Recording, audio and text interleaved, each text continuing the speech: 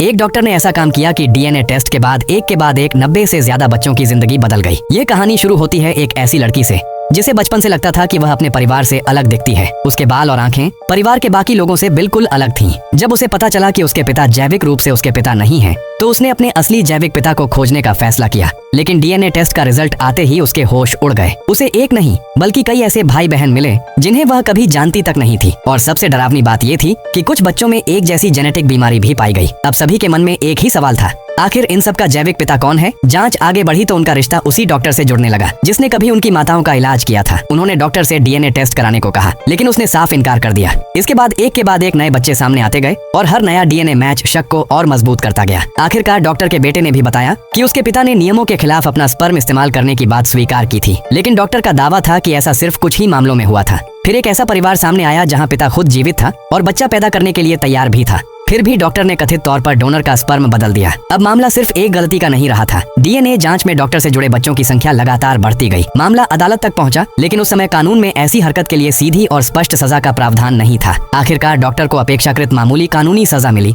लेकिन असली झटका तब लगा जब सामने आया कि उसके जैविक बच्चों की संख्या 90 से भी ज्यादा हो चुकी थी। और आज भी सबसे बड़ा सवाल यही है, इन बच्चों को अपनी असली पहचान का पता चलने के बाद उनकी जिंदगी पर इसका क्या असर पड़ा।